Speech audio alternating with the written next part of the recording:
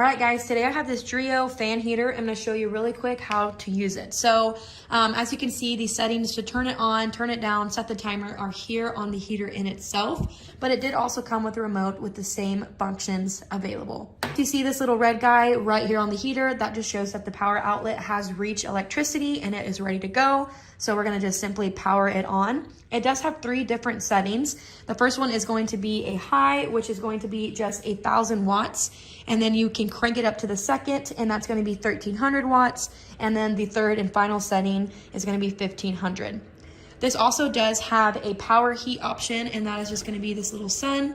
It does have an eco option, and that basically means once it reaches the temperature that you set it at, it'll just shut off and then power back on if it needs to, if the temperature in the house has decreased from that original temperature that you set. Then it also does have the fan option by itself. It does also have the option to have the sound of the buttons changing, but if you want to turn that off or turn it back on, you'll simply just hold these 3 little panel buttons down for 3 seconds. It will count down, and I'm just gonna turn it off so the noise of that button is no longer there.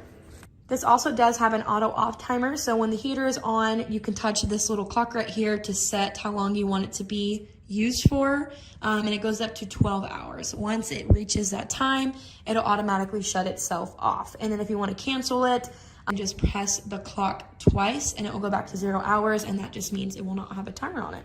It's have a plus and a minus sign.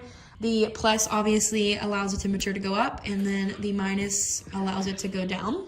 The really cool thing is that it does have a child lock activation, and I thought that was really cool. And how you'll do that is by simply holding the clock and the minus sign down for 3 seconds.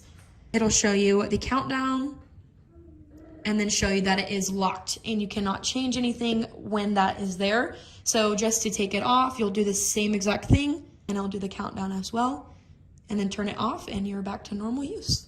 Also does have a memory function, so the heater will remember its last setting once it is powered on again. So I thought that was really cool. It also have a tip over protection. So if this thing falls to its side, it's going to pop up a P4 code and automatically turn itself off. The same thing will happen if it starts to overheat. A code of FF will pop up on the screen and automatically shut itself off if it starts getting too hot. But that is basically it for the Dreo heater and how to use it here on the actual heater features itself. But like I said, the same options can be found on this remote. I would give this a 10 out of 10. I would totally recommend it. Just because it is small does not mean that it does not do the job.